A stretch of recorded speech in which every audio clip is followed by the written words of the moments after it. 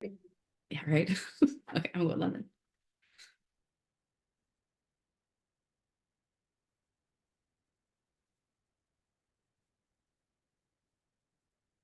All right, I think that was the last of everybody coming in. Hello, hello. There's still some folks connecting to audio. I see it loading. All right, there we go. We should be good to go. Hello, everybody. Good morning. Happy March. We are in the third month, and so we are excited to be like a quarter of the way through these for this year.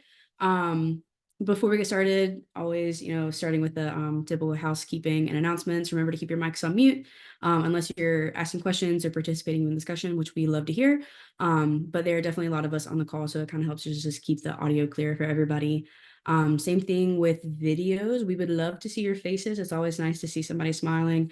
So if you have the ability to turn your camera on and you're comfortable doing so, please go ahead and do that.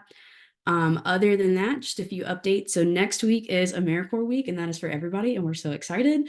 For the UAB folks, in a second, I'm going to put a Google form in the chat so you guys can send us your highlights. Just post on social media to kind of highlight what you guys are doing in the communities. And for everybody, the day of the A is on the 14th of this month. I think that's sometime next week. I don't know. I'm going to tell you the day. I don't actually know, but it's on the 14th. So wear your AmeriCorps gear, take pictures, post on the internet, tag your organization, tag AmeriCorps Vista. Just be very visible in the community so we can highlight some of the great things that you guys are doing and everybody else can see it too. Other than that, very quick introduction, and I will let our speaker for the day go ahead and introduce themselves, and we will go forward.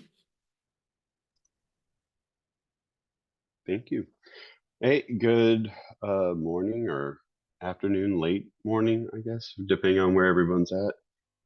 My name is Jeremiah. I'm really excited to share with you guys a little bit today. So my background is grant writing. And before I started writing grants back in the day, I was a social worker. And so um, hopefully, as we kind of go through some of this conversation, you guys will be able to kind of recognize some of those social work roots. It's kind of the way that I approach grant writing, which is a little bit different than maybe other folks. I don't take a very technical approach to grants. So just general housekeeping. The chat's open. If you have questions or anything to add, you can add it to the chat. We do have, over an hour, and I'll try to go through the content as quickly as I can. If I'm going too fast, ask me to repeat or slow down. But I'm going to try to save as much time and space for questions and conversations and see how interactive and engaging we can really be on this platform. It's hard with larger groups, but I will do my best. So feel free to give me suggestions and directions and prompts and all those good things. So I will switch to some slides and then I'm just gonna talk. And if you guys don't interrupt me, it's just gonna be like a really long monologue. So it's up to you guys on how, interesting this really is. Let's see how it goes.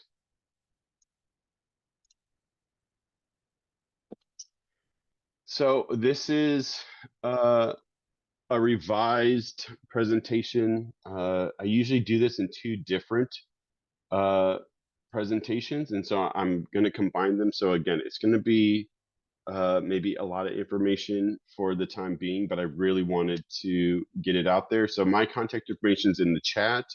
I'll share this content with Georgia and all the teams that are on here. So if you want to access it later, you can. And if you want to reach out with questions, so I just kind of want to get it out there and then we can kind of digest it.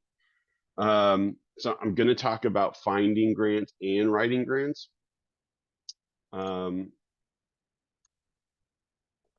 So hopefully, like I said, hopefully there's a lot of questions. Hopefully you guys all have questions or comments or stories to tell, and it's engaging and interactive. But that's not really up to me. I can't really make it. That's up to you guys. I will say that the way that we approach, I'll say we a lot. I have a team on. I'll introduce them by pictures right after this. But the way that we approach grants is really through a lens of storytelling, and I think that thinking about capacity building and all kinds of fundraising, whether it's donors or events or grants in this case. So much of like really an effective nonprofit is being able to tell a compelling story. Um, and so hopefully, in this hour and a half that we have today, hopefully there's some stories that come out. Um, but I'm going to talk a lot. I'm going to talk a lot. Um, Values and but what you can really expect is this really brief overview of kind of how to put all this stuff together. So this I mentioned this. So this is my team. That's me. Uh, Maddie used to be a teacher. She was a classroom teacher, and then through COVID, uh, wanted to take a break, and so started working with us. Gabe was a pastor, and then through COVID, wanted to take a break. You're gonna find a lot of this. Paige is just a dear friend who she interned with us last year, and she just graduated here from Arizona State. Um, uh, she with her degree in not social work. I can't remember, but she was in the same school. So, but now she's working with us part time too. So that's the four of us. Uh, we're all here in Phoenix, Arizona. We're all local, and it's fun. I did this by myself for a really long time. It's way better to do it with a team, to have people around you. It's way better than just being alone. So I appreciate all of them. Typically we do this like in person and we're all together, and so we introduce the group that way, and they're not here, but I didn't want to leave them out. So um okay, so let's talk about grants, right? Um so you're thinking about nonprofits, we all know like you need some money, whether it's a lot or a little. Hopefully it's always a lot. We can always use more money, but to do whatever that work is, it takes resources, and one of those resources is going to be dollars, especially if we're going to pay ourselves in whatever position or capacity we're working, right? um, and so there are lots of ways, there are lots of revenue streams or sources that nonprofits can pursue. Grants are just one of those, right? So there's individual donors, and then even through that, then you have major donors, you have online donors, you have in-person donors, you have events, you have earned revenue, you have all these ways that nonprofits can generate revenue so that they can support the work that they do. Grants is just one of those, but grants is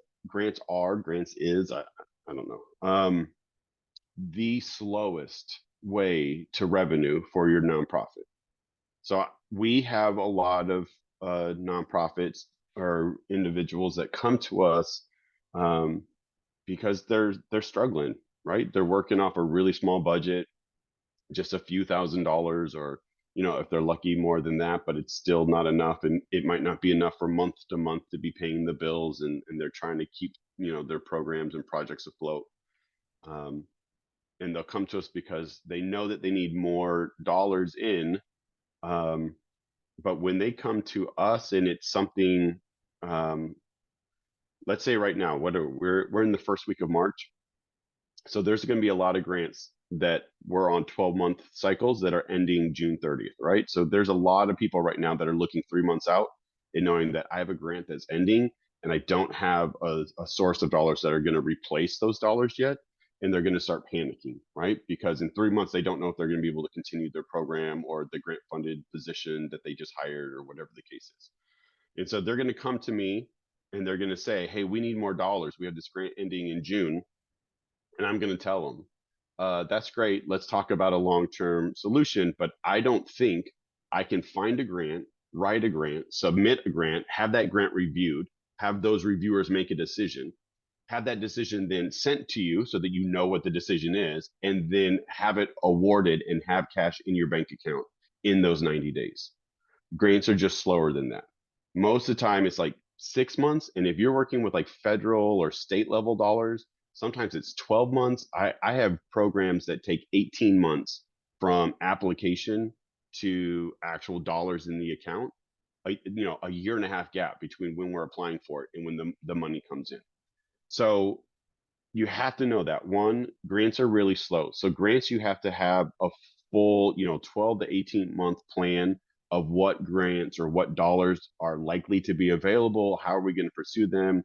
When is the expected time that they're going to come in so that we can, properly and appropriately budget for them?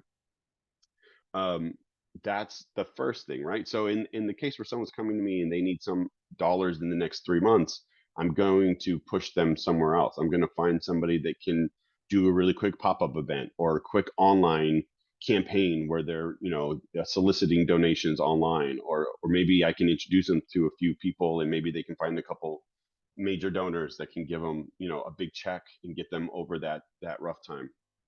But grants are not going to be the answer in that case.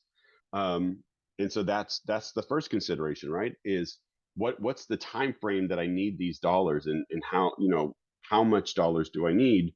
Um, so assuming that your time frame and all those things match up, and yeah, I'm talking about next year's budget and all those good things, so grants are really what we want to pursue. Well, then you have to now start considering what grants are going to be worth the time and effort to pursue, right? So you have to know that you're going to be competitive for that grant.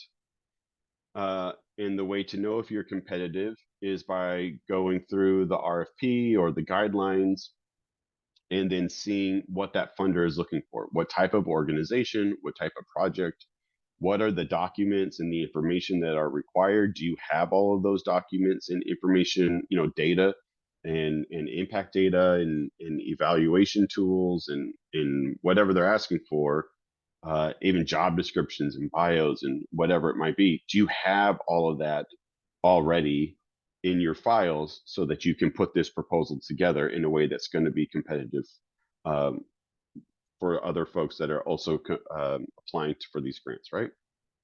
Um, is it clear? What's it? Is it clear? Is it clear that you're competitive, right? Is it clear that you're a match? So a lot of conversations when folks come to me and they want more money for their nonprofit, often that conversation starts with the words, I know there's money out there for this thing that I'm doing. And sometimes yes, there's money out there for it. Sometimes no. So there's not always money out there for the thing that you're doing or the thing that you want to do. But in the times when it's yes, when there is money out there might not be money out there for you. So just because there's money out there doesn't mean there's money out there for your project or for your program, right?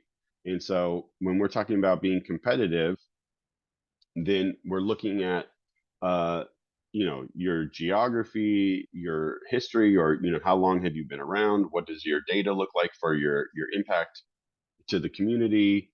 Um, you know, all of these considerations.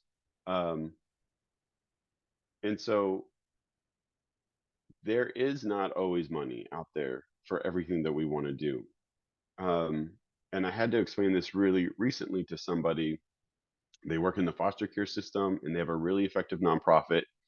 And then they wanted, I can't even remember what the new program or project they wanted to add to their organization. And I said, I think you're going to have a really hard time funding this, at least through grants, right? Because they have a pretty successful grant portfolio. And I don't know that they're going to be able to find more funders and more dollars to then fund a new program. So either it's going to take dollars away from existing programs or they're going to have to find some other source. And their argument was, well, this is really needed. This is really important. This is a really important project, right? And I didn't disagree with that. I don't disagree with it. It's vital. It's a gap in the system. It's really important. But that like the goodness of something, to state it simply, doesn't mean that someone's going to give you dollars for it, right? Like all of the work that we do is good, hopefully, right? That's the hope, that's the intention. That is not enough to then get solicit grant dollars. You can't just say I'm doing good things, I'm doing good work, um, because most everybody is doing good work, and that's not enough to set yourself apart. Um, so you have to really find that thing that does set you apart, right? That makes you notable, that makes you exceptional, that makes you even just a little bit different than somebody else. That compelling. We use that word a lot. So there is a lot of work. All this is before you start, right? So thinking about what dollars you need, how soon do you need them? Um, as an organization or as a project, am I ready for grants? Because it's a really formal, really structured process. It's not the same as going and getting donations from an individual where you can have a casual conversation, um, and you're just talking, right? And then convincing them of the value of your project. Um, that does exist in a grant process, but that's not the only part of a grant process. There's also then this really formal piece afterwards. So this is all before you even start, right? And then you have to consider the time and effort. Um, so in those cases when like you can't wait, I had mentioned this, then there's all those other sources of revenue to then explore, right?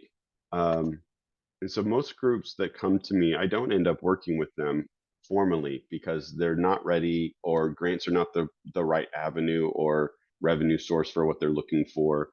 Um, and so we'll push them to these other spaces and then introduce them to other people to do some other campaigns or whatever it is. Um, because I cannot say this enough. One, grants are slow, right? So if there's a couple takeaways, one, grants are slow.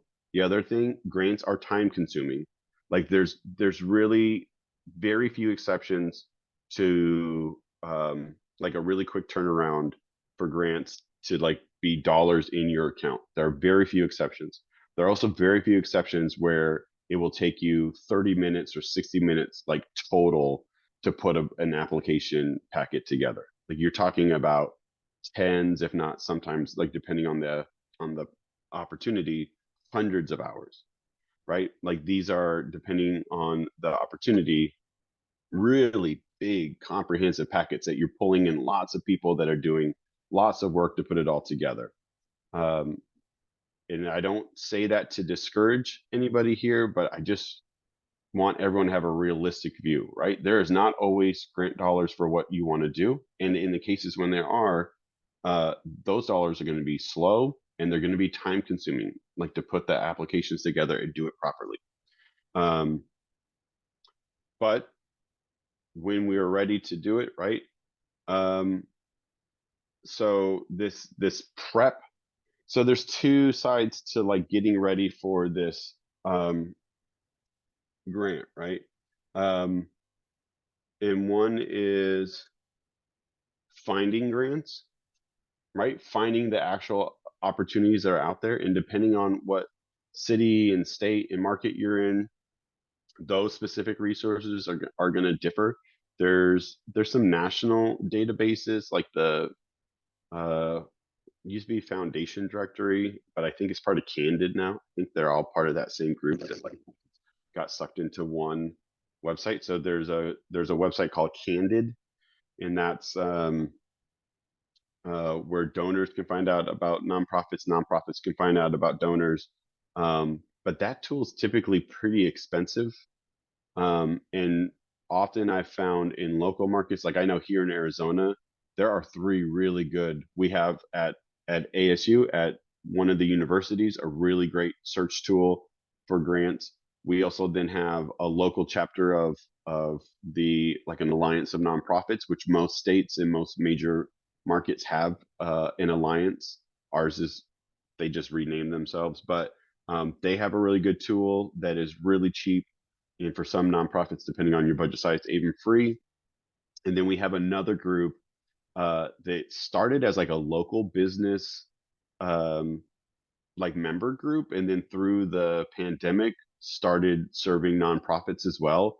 And they have a really great database. So those tools are all free or very, very cheap for nonprofits here in Arizona. And depending on where you're at, there's probably a university that has some type of nonprofit resource center or similar database. There's probably like a chamber or a nonprofit membership group, like our alliance or what's called the local first tier. Those groups probably exist where you're at, and those are probably the more relevant and more accessible databases. Um, because I think Candid, I think even the cheapest membership is like a couple $1,000s a year. It's dumb. It's really expensive, and it is a great tool. And for big organizations that have a budget and can afford it, it's great. I have it. I give access to all my clients for it because I work with almost exclusively like micro on nonprofits, really small nonprofits. But all the information on there is just public information that you can get if you have the time to go and search for it yourself. Go through grants.gov and state grants and city grants and private foundations and corporate foundations and all those things. All that information is public, right? And then they're just collecting it and then selling it back to you. But whatever, whether you're just using Google in searching, or if you're going to one of these databases and then putting in search terms and come results, there are then a couple little tricks. Obviously, somebody's website or the RFP that gets released um, is going to describe the ideal candidate, or what eligibility requirements every nonprofit has, and then you just measure, do we fit these requirements? But let's assume that you fit the guidelines. That doesn't actually mean that you're a strong match necessarily. It just means that you haven't been eliminated. Um, so a really good step is, especially when you're working with private foundations, um, is to go through their 990s. So nonprofits have to file taxes every year like any other business or individual. It's called the 990. If you're not familiar with it, it's a public document. You can find them online. You can actually find them through that Candid website. That tool is free to access. You can just Google 990 Finder and it'll come up. And then you can put in the name of whatever foundation you're trying to pursue. It'll pull up their 990s. You can search through it, and they'll list almost always. Sometimes they use weird like accounting things where they actually end up not disclosing who they gave to specifically, but for the most part, you'll have an itemized list of every grant that funder awarded in the previous fiscal year, right? And then that is actually more informative than just their guidelines or their website, because um, depending on what state you're in, maybe they say that they fund nationwide. Maybe it's a funder in one of the coasts in California, New York, or who knows where. And they say that they fund nationwide and they fund the type of work that you're doing, and so that all works really well for you. You're within the nation and you do the work that you do, and so you're fit. And then you can go to their giving history through their 990. Um, and as you look to see where they're giving is, it's like really concentrated, actually, like where their headquarters are or where the trustees live or whatever the case is. And so you might see this pattern of one or two states receiving all of the funding, and that if that includes the state that you're in, then that's great, right? Then that's a really good indicator that you're going to be competitive. If you're not in one of those states, then that's a really good indicator that you're not going to be competitive and it might not be worth pursuing, right? And so at that point, um, one of the steps that I would do is then to see, like, do we as an organization have any kind of relationship or connection to this funder? And you can go through board members, you can go through leadership at your organization, to see if anybody has worked with them on a previous project, or does anybody know them through another organization or whatever. Um, those personal connections make a big difference. Um, and again, that's really specific to private foundations and corporate foundations and things like that. When you get into like government and municipal grants, it's less so, right? There's like literally laws against like the relationships in that, but you will still find a lot of that happening. Um, so whatever resources that you can leverage to look at previous giving history, that's going to then obviously inform what their most likely giving is going to be, uh, in the current opportunity that you found. And so then you want to measure yourself against those organizations. Are we in a similar location? So even here, like in Arizona, like we have two major markets. We have the Phoenix market, and then in the southern state, so the south of the state, we have a Tucson metro market. And so if I'm just doing a search looking for groups of fund in Arizona, uh, that's actually not going to be enough for me because at least here, where we're at in Arizona, uh, typically funders in each of those metro areas do not like cross fund. Like if you're in Southern Arizona, you only fund Southern Arizona, and if you're in Central Arizona, you do not fund Southern Arizona. There's just like this really weird, um, like this artificial line like between the two markets, and dollars do not flow south or flow north. And so if all I'm looking is for like giving by state, if I'm not then looking at like um, one more level of detail in their giving habits, and all of their giving is in Tucson or Southern Arizona, and I'm up here in Phoenix, and then I go to apply to them, um, there's no way I'm going to get funding, right? And if I've put 10 or 20 hours into that application, or, if I've had conversation with my team and, we always get excited. We just assume that like we are going to get this funding. And if I'm start making mental plans about, oh, these dollars are going to come in and this is what we're going to do with the program or whatever, um, that it can be damaging, right? When you get that decline letter, it can be really deflating. Whereas if I had just spent another 15 or 20 minutes to realize, hey, yeah, these guys, they fund a lot in Arizona, but it is all in Tucson. So it's not going to be worth it for us. Um, so that type of research is, again, it's not difficult to do. There are a lot of research out there where you can find giving history. Um, but it is rather time consuming. Even using some of those tools, it can take 15, 20, 30 minutes, an hour per like funder, per potential funder, to really examine, am I a strong match for this funder before you decide it. But it's much better to spend, 30 to 60 minutes rather than that 10 to 12 hours. Um, does anybody have any questions? That's a lot in a really short amount of time before I keep rolling through the rest of this. I just wanted to take a break to see if anyone has a question. I had a question, and I can make sure that we have some time in the chat so folks can type if they have questions. Um, Earlier in the presentation, you said that obviously it takes a second for grants to kind of like come in, complete the application, complete the cycle or whatever. Because the members are typically like 12-month contracts, do you have any advice for them as they document or prepare to pass on the information to the next person? That's a really great question. So I always work with groups in a 12-month calendar. Mhm. And it can take anywhere from, again, like 10 to 100 hours to build out a really good grant calendar. As I'm going Mhm. through some of these activities of um, finding prospects, weighing whether or not we're a match, you know, going through their guidelines to see, do they have like a hard open and close date? Is it an open cycle? Is it quarterly? When is it? And so when I do that, I'm creating a 12-month calendar.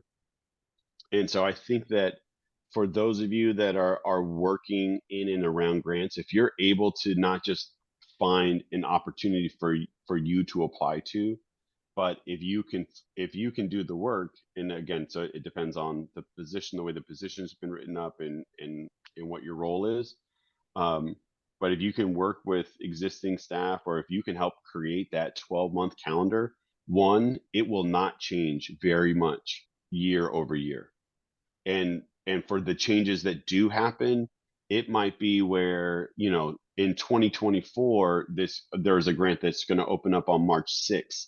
And so you're putting it on the calendar for March 6th. Let's say it closes on April 1st, and so you're marking that, and you can apply for up to 20,000, so that you're noting the 20,000, and then you're going to what I would do, make a little note for the purpose, or the use of those funds, what we're going to propose how we use them. And then obviously, if you submit it, you're going to save space for the decision, whether it was awarded or not. If it wasn't awarded, were there any notes or is there any feedback?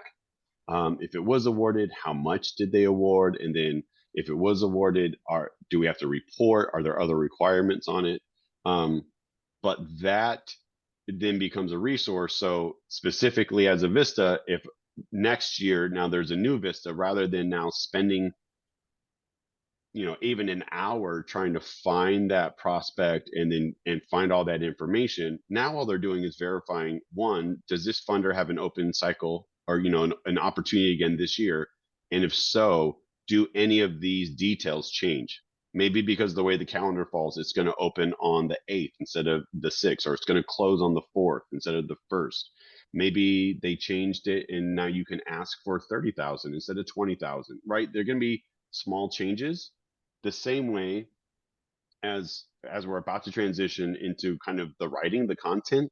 That's the same way. Once you put in the work to create the narrative on like a 6 to 12 month basis, that language isn't going to change very much, right? Mission, vision, values of organizations don't change from year to year. Typically the design of programs don't really change year to year. What will change are specific partners or sites and some of the data and impact data and some of the metrics that you're measuring, right? Those things are going to change.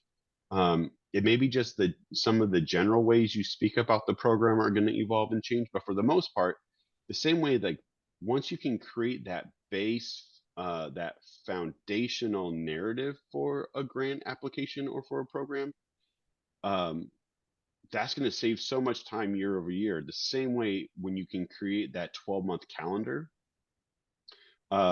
because very little from year to year, you're just kind of verifying it there. And then as either during your time as a Vista or in that transition, you're going to be adding or removing opportunities, right? You're going to realize, hey, this group has applied twice for this and been denied both times. The feedback just doesn't seem like it's a fit. I don't think it's worth keeping on there, and you're going to remove it. Or someone's going to look and say, oh, this grant was available last year, but it's on a 2-year cycle, so it's not available this year. So let's make sure that we put it on next year when it opens up again, or whatever the case is. But again, that is when the time and effort really gets more efficient. It really gets lessened, like that time burden of putting it all together. So that's what my suggestion would be, for the sake of those, the Vista that's going to follow you in your role, or just for the organization's longevity, is creating that full 12-month calendar. And whether that's for a specific project or program that you're working on, or if it's organization wide, that is where that like long value is going to come from, um, because it's going to save a lot of time. And then if you create a 12-month calendar, so let's say the next year there's a new Vista in your role, or not, whatever it looks like. And that organization now is a year down the road. Some of that calendar has turned into funding. And now they're looking to forecast and create a budget for, we're talking about 2 years from now, but they're looking at the next year. Now they can start to say, oh, well, we've got $100,000 in grants, and we know that typically we can expect it to come in the summer and then again in the winter in kind of these batches, right? So we can play with that as we're forecasting out our monthly budget to create this annual budget. And we can know, hey, rather than having this other event in the summer, let's move it to the fall. And then that gives us a more steady income. Or they keep their event in the summer and they just know, hey, we're going to have this big influx of dollars in the summer, which means then we have to be really, we have to carefully allocate it until we get to the winter, because we're not going to have another influx of cash or deposited cash expected until December, right? So that Mhm. 12-month, that grant planning then allows for like more realistic budget forecasting. And then, like when to hire people, when to scale up, when to scale down. So it's just a really good practice. It's just a best practice. And I think that even for those of us in like, because it's the Vista and so it's like a 12-month commitment, or it's a grant funded position and you're only promised 1 year or 2 years, I think just trying to do what's best for that organization or for that project long term, it's a good practice to have. I will tell you, it's a valuable tool, like in the nonprofit sector. uh, when I started as a social worker, I had no idea how nonprofits operated. I just knew social work. And so everything I learned about budgeting and philanthropic dollars and donors and grants, it was all brand new to me. I had none of that in my, formal schooling. And so I never imagined myself in this world. Um, but I know when I was in direct service, when I was working as a social worker, every time like I was restricted by the funding of what I could or could not do to help the families and the individuals I was working with. It was so difficult, right? And so like I understand the connection now on this side, like not being in direct service, of how I directly impact all of the people working in direct service, and then how I still have a direct impact in the community. And it Yeah. keeps me feeling connected to the what I would say is the meaningful work, right?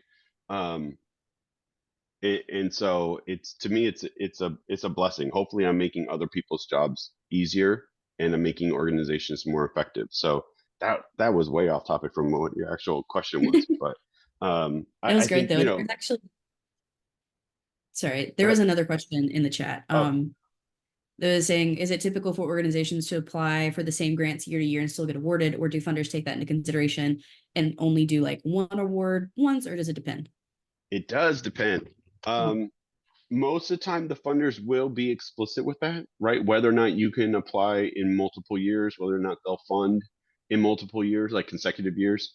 Um, and I would say for funders who do not fund in consecutive years or for multiple years, they will almost always explicitly share that, right? Um, and I think that the fair expectation is, if a funder doesn't um, state any kind of restriction on how often you can apply, or how many times you can be awarded, the fair assumption is that you can apply every year and compete for funding every year. Sometimes it's you know non-consecutive, so you have to apply every other year. There are some other groups that you can get 2 to 3 years of consecutive funding, then you have to take a year off. um, and then others are less explicit. They're just more implied. It's just maybe the preference of the trustees, where they don't want to fund the same groups every year. But I would say the majority, especially again, so on like the private foundation side, corporate giving, even like cities, which is very different than like federal applications. They're much more like private foundations. They're much smaller applications. Um, Typically their preference is to fund the same organizations every year without exception. And so a lot of times it's really difficult, um, as a new grantee, to get funded the first time. That's typically the most difficult application to get awarded, is going from never being funded by that funder to getting that first yes. And so a lot of times, some of my groups, that first uh, successful grant application is like $500 or $1,000, literally like an amount of money that really, to be honest, doesn't matter in the context of the program or the project. There's nobody we can hire. There's barely even like supplies that we can buy for any kind of meaningful number of individuals or activity.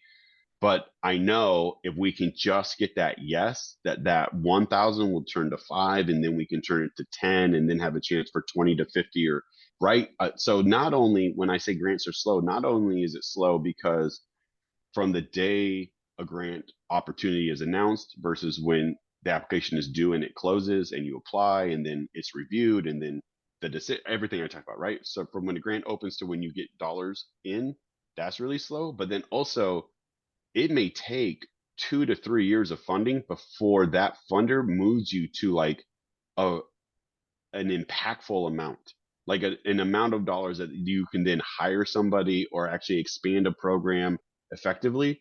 And so, um, in that way, also grants are really slow.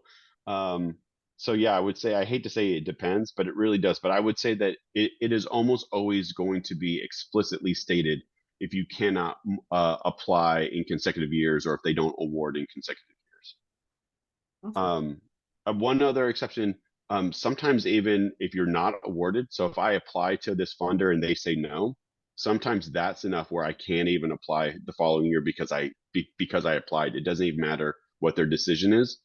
Um, so that's another really important like eligibility or distinction to try to note or to look for. Um, and I would say for the most part, funders are really kind people and they like having conversations and like asking questions. Um, but they're people, and not all people like answering questions and being helpful. So sometimes funders are not very transparent and they're not very helpful. And but I think those are the exceptions. So Awesome. Thank you. I didn't see any other questions in the chat, so okay, we should. let's keep moving then. All right. So let's just assume that we have like a whole 12-month calendar and we have all these grants set up for the year that we're going to apply for. But now we got to make sure, one, uh, that not only do we have all the required documents and all the technical aspects of a application, but that our narratives are going to be written in a way that is going to move somebody to want to give us dollars, right? And so I think I almost mentioned this earlier. I don't know if it came up. So this is just the way we approach it, right? There is no real right or wrong way. There's no singular way to approach grant writing. Um, but I'm just going to speak from my experience, and it's like anything else. It's an opinion. So if something resonates or feels useful, take it, and if something doesn't, just leave it here in this Zoom call, right? Um, but we try to always find these two aspects of every nonprofit and every project we work with, of this universal and this unique, right? So we try to find the thing that is common, right? That either is obvious, that we all know, or that we can all relate to, right? So something has to, then we have to make it feel personal, where we pull that reader or the reviewer, we're pulling them in. And then but then at the same time, we have to find this unique piece that either as a nonprofit organization sets us apart, or just even in the frame or the lens that we tell the story sets it apart. And so for an example, one of the groups that we work with out here in Phoenix is a really small food bank, out in the west suburb of Phoenix.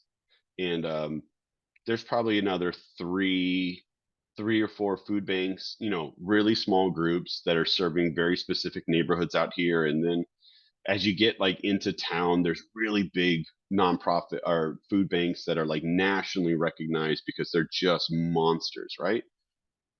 So when we're writing grants for this little food bank, one, they're not the only food bank out here. So even just where they're at, their geography doesn't set them apart.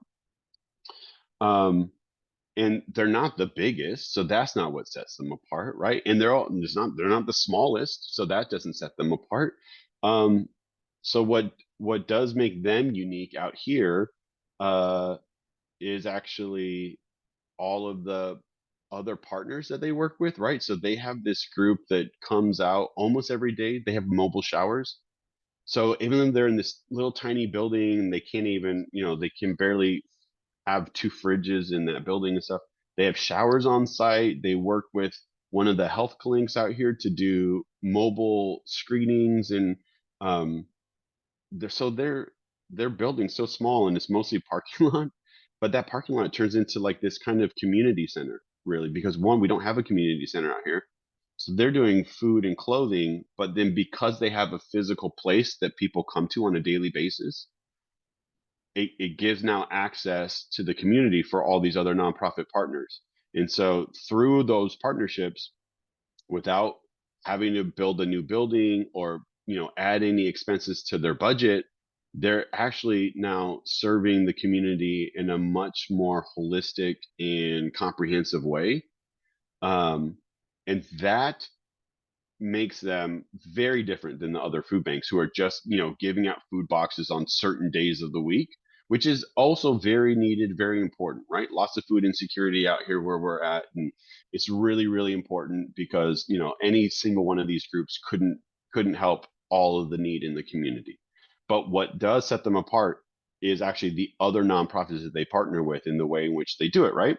And so we highlight that a lot, right? And we talk about food, but we do a lot of collaborative grant making with those other groups, because a lot of them are really small, and probably they on their own wouldn't be competitive for some of these grant dollars, right? They have all volunteers, they have really no operating budget. They get by with just a few dollars. But all of them together on campus with this other food bank makes for a really compelling application.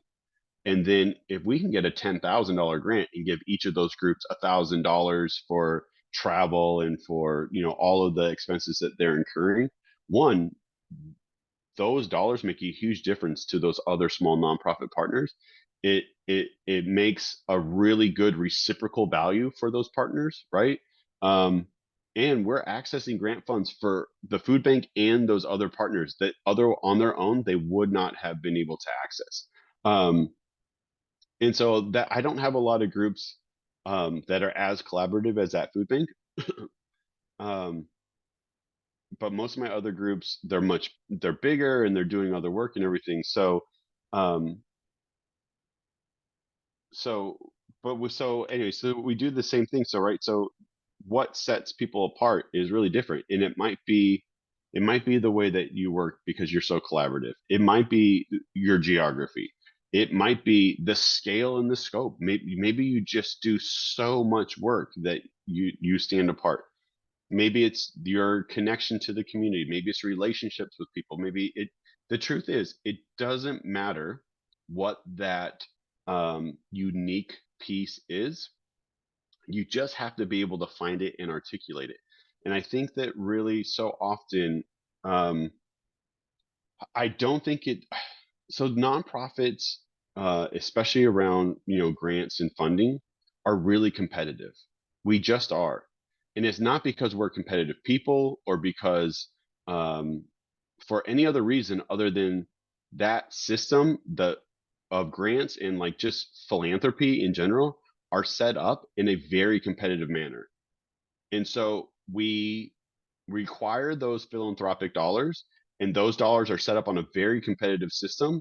And so it just uh, creates competition. It just does. And then so it's hard to collaborate in meaningful ways. It's hard to share resources and relationships because it can put your entire project or organization at jeopardy if a donor decides they like that group better or they can't fund both or whatever the case may be, right? So it is really, really difficult to work together like that. um, I don't even know why I went there. Actually, sorry, I got lost in all of that because I have a problem with that. I work in this system, and I hate it sometimes. Um, um, so let's see. Let's just I'll get back to the slides and I'll get back on track. Um, so this is a little bit of how we work through trying to identify that common piece in that compelling piece or that unique piece, right? Um, so obviously you want to identify what is the issue, who does it affect, and what's possible. So typically, again, I talked about competition. I ran off of that rabbit trail real quick. Another thing that happens within this grant system, especially, but also just in philanthropy in general, is most donors, most funders, most of the work is based in a deficit based framework, right? So where they're asking you, what's the problem? What's the need? Whatever, all the language is typically problem based and deficit based. And so it is then natural as nonprofits in responding to those questions in those forms to then create narratives that are responsive and talk about this is the need, this is the problem, this is the issue from a negative standpoint. And so my challenge to you, and then so this is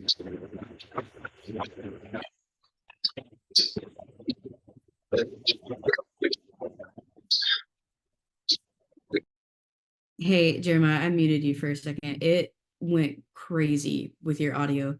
So I'm gonna unmute or I guess you'll have to unmute and then maybe we see if it fixed.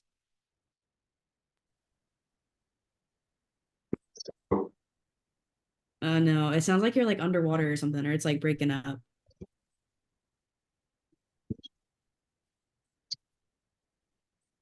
Technology, man. Amen. It lit up like you were trying to talk, but try again. No, is it like that? I can see Braden's face and Keanu's face. Is it like that for y'all? Yeah. Okay.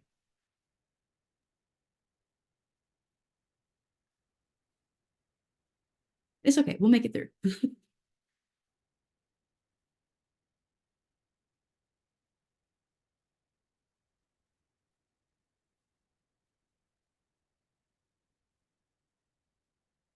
You can see that he's troubleshooting for those that might not have the participant video up.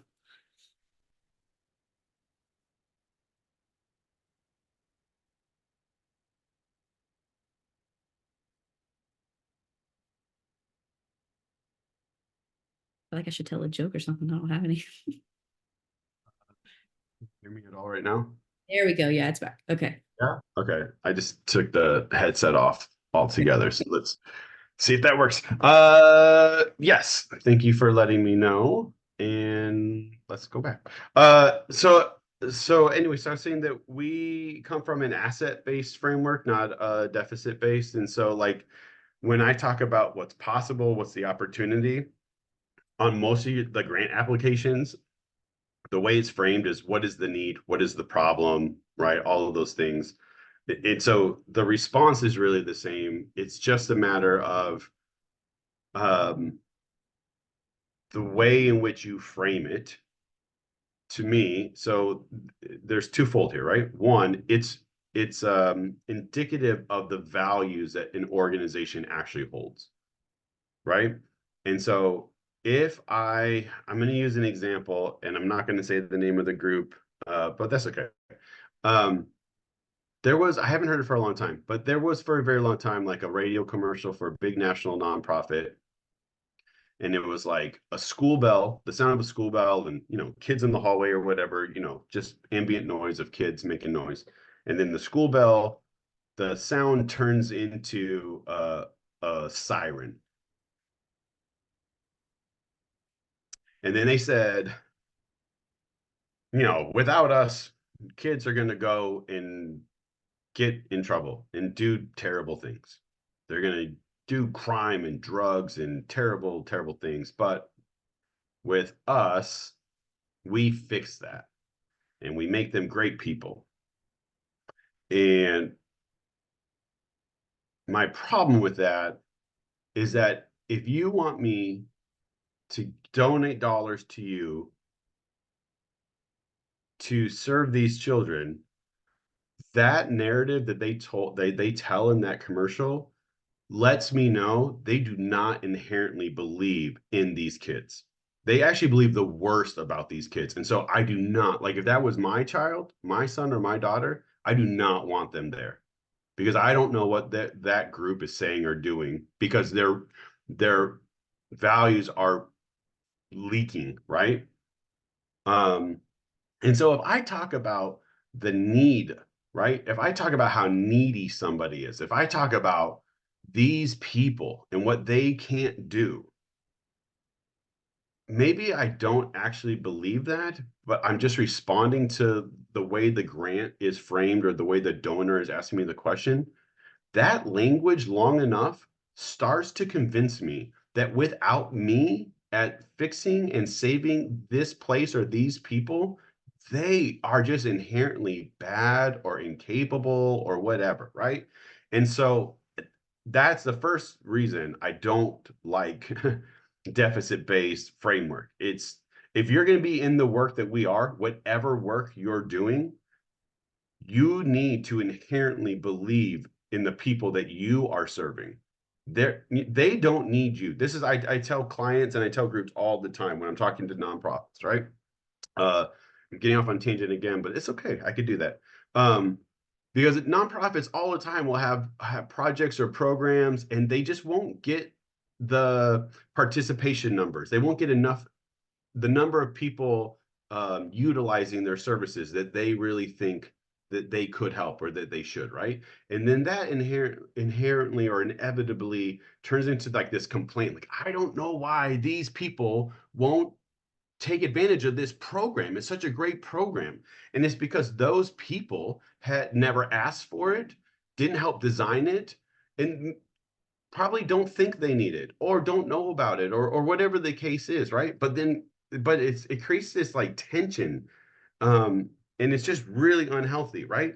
Um, and so a lot of times they're like, they need this, they need the thing I do as a nonprofit. Those people need the thing that I do, and the truth is they don't, because if they did, they would have asked you for it, or they would have created it on their own. They don't. The community people, our neighbors, don't need us. We need them. Without them, we don't exist. Without us, they still exist, maybe in a different condition than what we have decided is best for them. They still exist. They don't need us. We need them. And so if we can start, I know this is about grants and I'm going to a whole other place, but this to me is like the crux. If you are going to be successful at grants as an organization, as an individual, as a team, whatever it looks like, this has to be where you start, right? You have to honestly believe I need this place or these people for my own success. They don't need me. So I want to partner with them. I want to get to know them. I want to invite them into the work. I want them invite them onto the board, into the evaluation and design processes. I want to ask them what works, what doesn't, how do they envision or how do they see the place or the time or the group that they inhabit or that they identify with, right? Um, that is really, really important. And I promise you that as an individual or as an organization, if you have that lens or that framework or that starting place in your work, and then you then communicate that in your grant applications, that will be what sets you apart, because that is uncommon. And so if as a reviewer, I'm reading 10 applications and it's all probably pretty much the same. So depending on whatever the grant proposal is or the opportunity is, there are guidelines that require that most of the nonprofits have existed for about the same amount of time, are about the same size of budget, exist in the same geography, or at least in the same, industry or type of work. It's going to be food or education or housing or whatever. So for the most part, the grant opportunity has ensured that almost all the applicants are almost the same.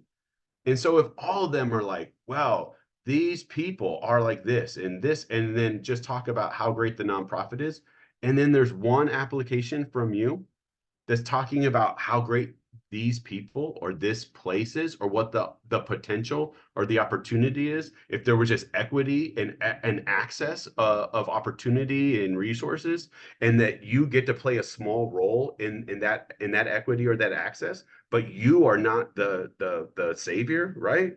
Like that will stand out and it will stand apart. And 10 years ago, it probably would have had you stand out where you were dismissed. But now, whatever a funder's motivation is, equity, access, inclusion, diversity, even if they don't know what those things mean, they are on their application. They are on their scoring rubric, right? They are asking questions about how you're including people, how you are accessible to all populations, all these things. So even if they don't want to ask those things or know what it means, it is part of the scoring rubric. And so if your language in not just that one question or section is like revealing of an inclusive and accessible and like again like an asset-based framework across your whole application, it will stand out. I promise you. I promise you. um so back to the slides. So what's the issue, who's affected, what's possible? So this is really, again, this is a needs statement, this is a problem statement, that's what people are going to call this. But if you frame this around, I just wanted to make sure I wasn't missing chat. I saw something pop up. So if you really start from an asset-based framework and really look at issues of equity and inclusion in whatever area that you're working in, you can talk about what's possible, right? You can do it from a positive standpoint. That's what we attempt to do in all of our work. And I said that it was twofold. So the other side of that is that the truth is a lot of groups that I work with, they do not approach their work before I work with them from an asset-based framework or from with an equity lens, right? Um, but they know I'm successful, and people tell them, "Oh, you should work with Jeremiah." And then when I start working with them, I start asking questions. I start asking them about their board composition and all those things. And I say, "Well, you guys are really old and really white, but you're serving like this really young black and brown community. If your board was more reflective of the people you're serving, you would be more competitive as a grant applicant." And that's true, but that's not really why I want them to then change the demography of their board or of their leadership, right? I have my own motives, but I can frame it to them in what makes them most competitive in these great, yeah, dollars. That's exactly. And it's crazy the changes people will make if like the end of that decision, the outcome is more dollars. And so the same way like a funder might have that question or might be, have an opportunity and they're giving out dollars. I personally, most of the time, there are exceptions. I don't care what their motivation is. I don't care what their motivation is to put these dollars into the community. If I can get them into the right organizations that are doing really great work and I know they're going to have a real impact in the community, that's the same way. Like if I'm working with a board that I know, is outdated and kind of, whatever, backwards, if I can get them as an organization to make changes, and I don't care what their motivation is. Um, and I set up board members all the time. I'm getting way off the topic here. Uh, I'm not advocating for everybody in this call to become grant writers, but I'm telling you what, that this dollars, man, is a great motivator. And I am super sneaky with the people I recommend for boards, whether they're clients or not, the language when I'm like, oh man, instead of this language, this is what I'm using in grants. You guys might want to put this on your website. Or, your board, like I said, your board is not really reflective of the group that you're serving. If it matched better, this is what it was. So like I'm infiltrating a lot of these organizations. I'm just telling you, and I'm changing from the inside without ever. I don't have to be a CEO or a board member. I got no real responsibility in that organization, but man, I have a bunch of influence because I can talk about what's going to make them more competitive for grant dollars. So I don't think that's where I was supposed to go with this whole presentation. But I'm just telling you, if you want to be able to kind of like find some backwards kind of nonprofits that have good potential, but they got the wrong people running them and stuff like that. Tell me you come help them get grants and then tell them what changes to make. Moving along, back on track. Uh, define this is about like evaluation and data collection and things like that. So like this is inherently, I talk about storytelling, but if I do not have like, I can't tell a good story without something that's true. And so if I don't have data, if I don't have real figures, if I don't have impact data, participation data, evaluation data, whatever, if I do not have that, I cannot tell a good story because then I have to get real like vague with my language and flowery with my language, right? And that's not compelling. What's compelling is like hard numbers and like real change and impact and things like that. And so that's not only like a data thing, but that's also down like this just mission, vision, values, your goals. Those things are not clearly defined and articulated before, then I can't measure them. If I don't know what my mission and my vision and my values and so then those things are not informing my goals and my outputs and my outcomes and what I'm hoping, the change I'm hoping to see. Um, if I can't define that, I can't measure it. And if I can't measure it, I cannot tell a story about change. And inherently, what what we are doing is telling a story about opportunity or hope and change, right? That whatever community, physical or like identity or issue that you're working in, one, you want to like build up that story of hope and then some type of like story of change. Like it's happening a little bit, or it's possible, or it's happening a lot, but we need more partners, and you guys are one of our partners. And so uh you have to have like all of these things defined, but then also you have to then be able to measure them. And so that is then good data collection. And so like for me, I can then give, again, recommendations. I can look at like evaluation tools and methods and things like that. And I don't do evaluation. I don't create uh, tools like that, but I know a good one and a bad one, and I can ask questions and I can make recommendations and I can make referrals and things like that. And I can say, hey, if you guys could just measure, if I could just talk about the number of families we served last month rather than just saying that we served people, it would be more competitive in this grant application. We'd be more competitive. We could actually share that number. Um, So in the draft, in actual writing, take risks. And I mean that as far as like, so one time it didn't work, but one time I had a client and I tried to create a grant application that was like a actual narrative, like took one person and followed them from like trying to access help, housing. In this case, it was a family shelter. Um, and so I'm building up that reality of what their day to day looks like and how difficult was to navigate the system. And then once they got into our shelter and what it was. And so we were asking dollars actually for like the coordinated entry, like the point of entry. So like I really was talking about like how difficult that was, but then their story and the story they had kids, and I tried to craft it. I'm like, oh, this is gonna be great. It's gonna be great. It's gonna literally be a story and people are gonna read it. And just because the way grants are, you know,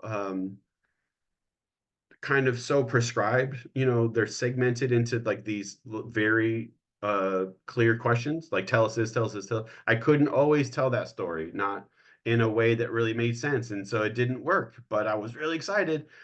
But some of that language then stuck around, and it was language that we had never had before, and it was a different way of looking at, rather than just saying, hey, here's the number of people who are experiencing poverty and homelessness in our community, and our shelter has a 60-day program, and this is what we do. It really humanized some of those aspects. And then that I was like, oh, we can add that in, maybe not in grants, but like on the website, we can tell this story, or we can create a video, or we can do other things. Um, and so sometimes it works, sometimes it doesn't.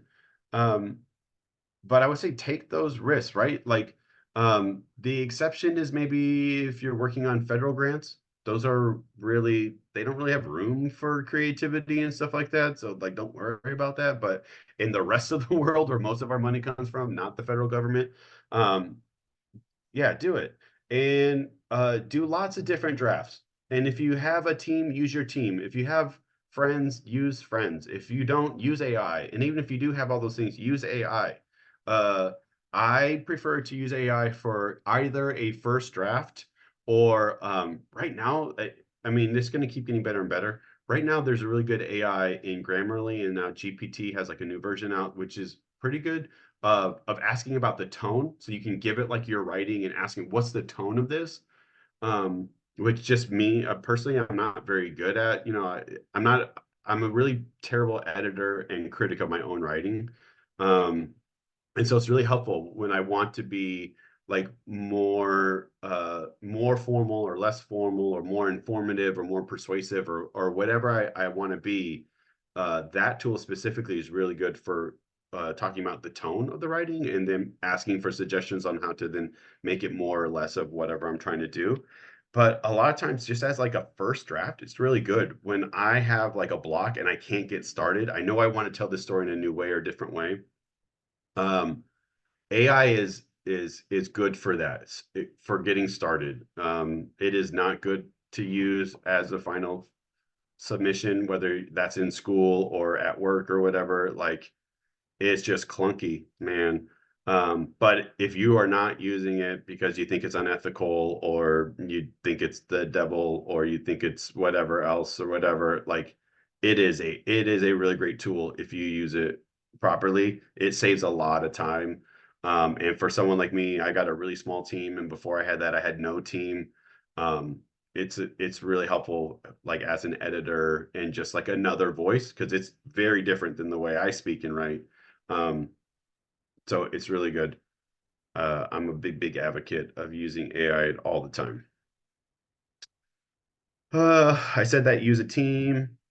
Um, so if you find yourself, whether you're part of a team on an application and you're reading drafts, or it's just your own writing and you're going back through it, um, this is, we say if it doesn't add to the content, it's taking away from the content, right? If it doesn't add to the narrative, it's taking away from it.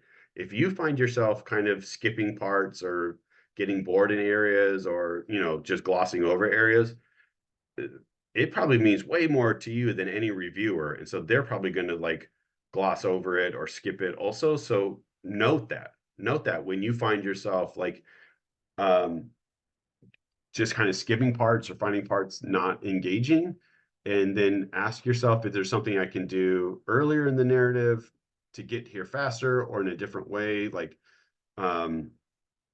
yeah, because if you're bored, they're going to be bored, and if they're bored, then they're not really reading for, um, you're not going to score well, and that's not going to lead to funding. Um, so this is the kind of the summary here, that carefree creative. I don't remember who said this. This is somebody else's phrase. Carefree creative, ruthless editor. And so this is, take risks, try different stuff, um, get creative. I like one exercise, like a writing exercise that somebody told me one time, and I dismissed it until I tried it, and it's actually really good. Is like to write a draft of something, um, but don't save it. Don't save it, and then wait like later the next day, or even like later that day or whatever, and write it again from what you can remember. And what you can remember is probably what was really effective in there anyways. And don't worry about recreating all the parts that you can't remember. Um, and that's been, again, along with like AI to kind of help just spur an idea, right? A lot of times I have like this is just a personal thing.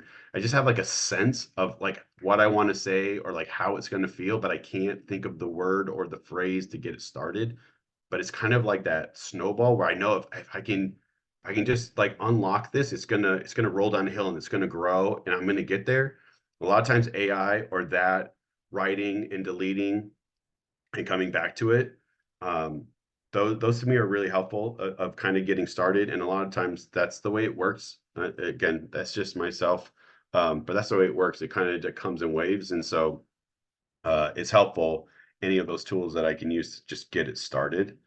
Um, Less is always more. So literally most grant applications, they're going to give you a word count. Right now, I run into character counts all the time. So I'm getting like a couple sentences, I'm getting less than a paragraph, having to then convey an idea and do it in a compelling way in like 4 sentences. That is almost impossible, right? Um, but if you can do that really effective, and then the next application gives you, 400 words. So let's say you did it in 400 characters and you're like, wow, that is great. And then they give you 400 words. Don't feel compelled to then add a bunch of words to get to 400. Like, right? Like, we're not getting paid per character here. If you can say something really effectively in one paragraph, don't force yourself to make it a page long if they're asking for, a 1 page proposal. Now, if you know that you're cutting out really key information in order to get down to that single paragraph, then obviously then have both versions saved. So you have your 1 page version, you have your 1 paragraph version, but make sure like all of that stuff is essential. You know what I mean? Nobody wants to read. Well, I shouldn't say that. Lots of people enjoy reading. When you're reviewing grants, nobody wants to just unnecessarily or needlessly like read extra pages. You know what I mean? They want to get through it as quick as they can. They want it to make sense. They want it to tie back to budgets. They want it to tie back to the data. They want it to all make sense and tell the same story, and then move on to the next one. Uh, whew, so much talking. Man, we are right up against time. What questions? What kind of Pandora's boxes have I opened in this time? Oh my goodness. Anyone?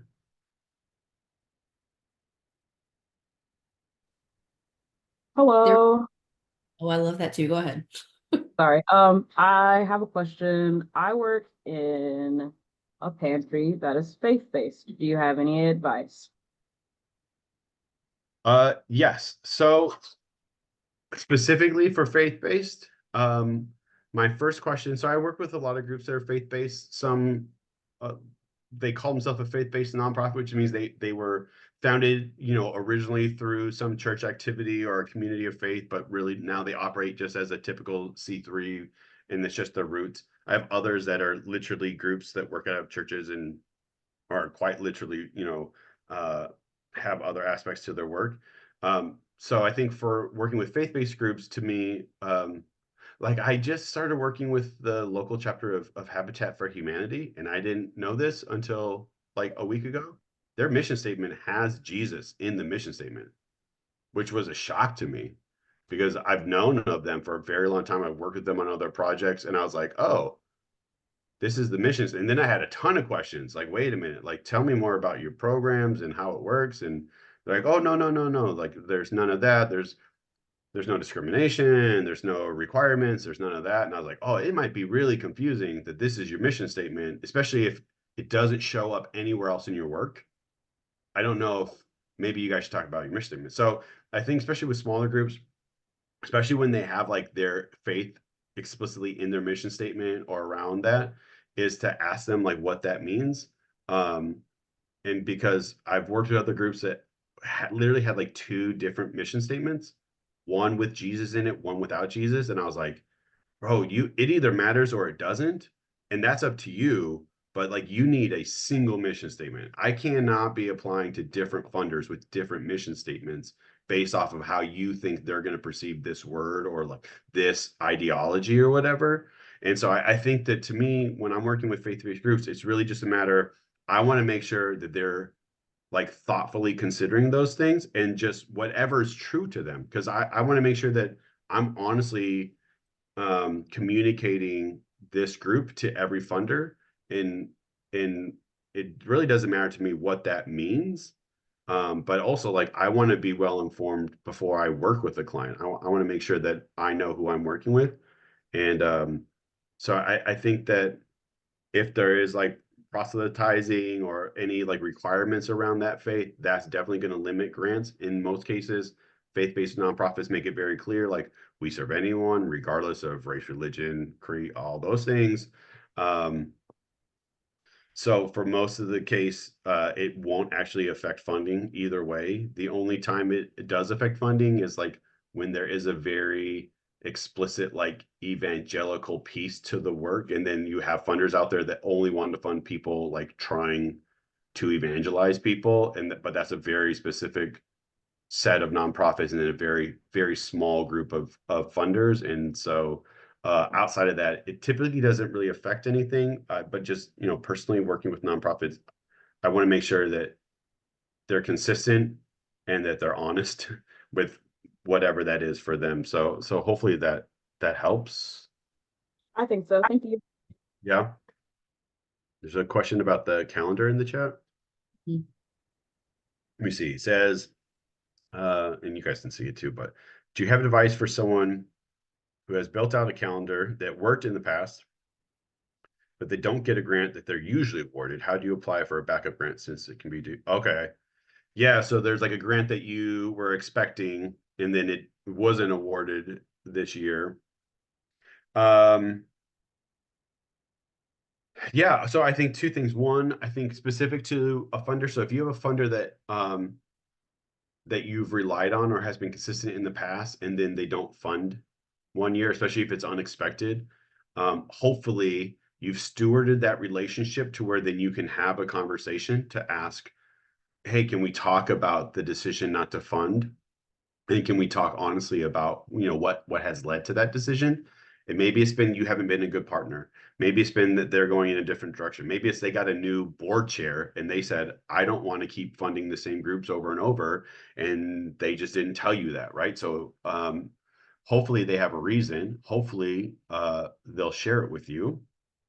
And then that will help you know, okay, next year we can go back to them, or this group is done funding us for those planning purposes. But the other part of the question then is, well, for those expected dollars that I'm not getting, now what do we do? Because we thought they were going to give us 25,000, we expected them to, and now they're not. One, that's why hopefully you're applying for more dollars than you need. So there's other opportunities in there.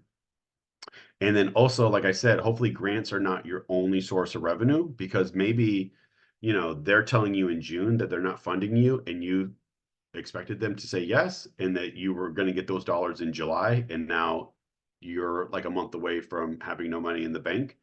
So now there is really no grant that's going to help you in that case. And so now it's a matter of getting online and doing a campaign, hurrying up and trying to throw some event together, reaching out to 5 or 10 potential donors and talking to them and saying, hey, we're in a little bit of a crunch here. This group didn't fund us and we were really blindsided. And this is a tough time for us because, we don't have anything until the fall or whatever the case is. But again, I think a lot of that is based off relationship with other funders, existing or potential. A lot of that has to then do with, again, being honest and transparent and consistent, right? So that you can then say that, right? And so hopefully, yeah, that sucks, but hopefully, again, that single source wasn't the only potential source for those dollars to come in. But unfortunately, that does happen, and it happens quite frequently where you feel a little blindsided with somebody's funding decision. I think we have time for like one more, maybe two. And then there was just another one in the chat, Jeremiah. I'll take this one in the chat. They're asking about what's the best way to actually build that rapport or relationship with donors or groups. So for me, it's a little bit non-traditional, right? So for most part, like the grant writer isn't the person building that relationship with funders. But because I work as a consultant, I represent a lot of different nonprofits.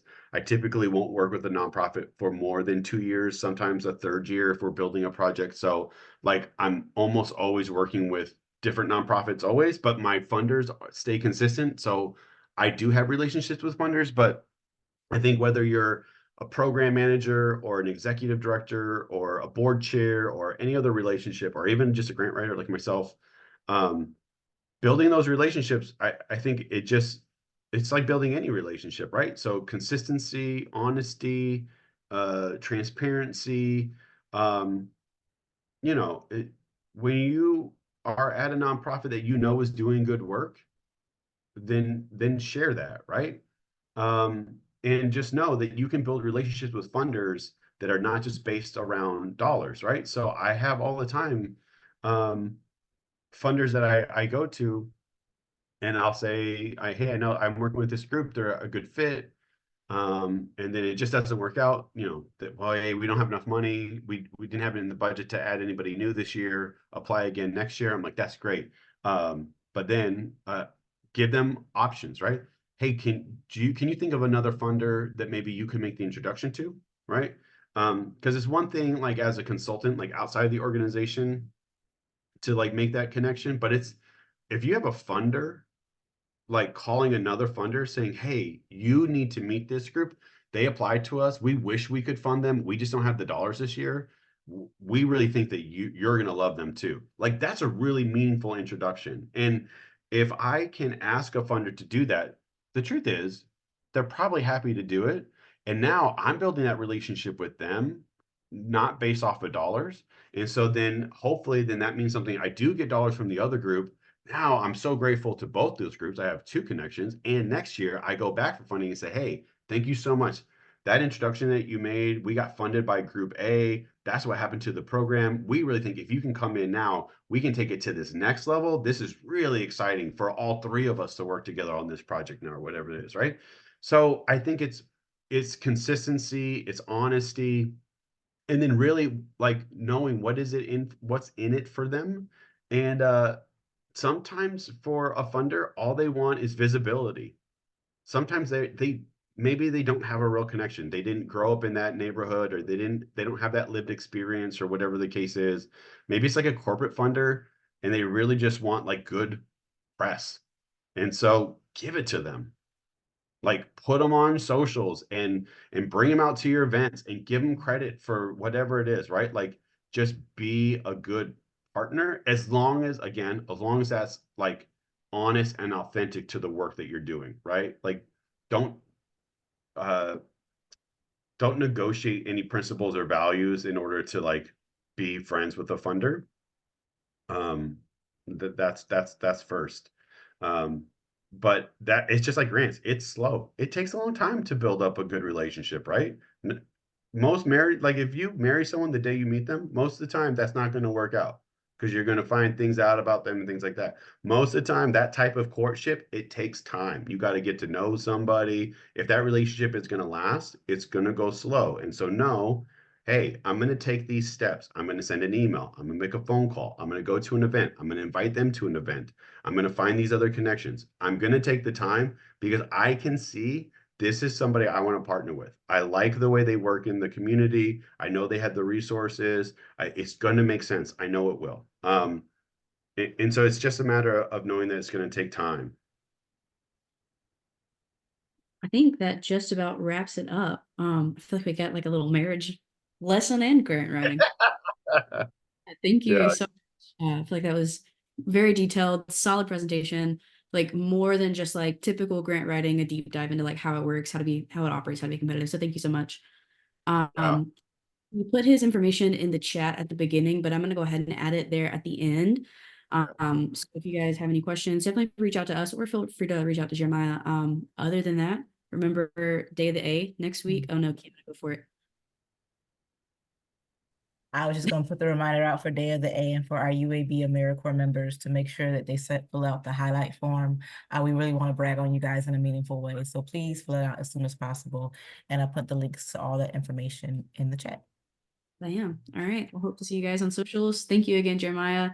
And I hope you guys have a great rest of the month and see you in April. Thank y'all. Thank you.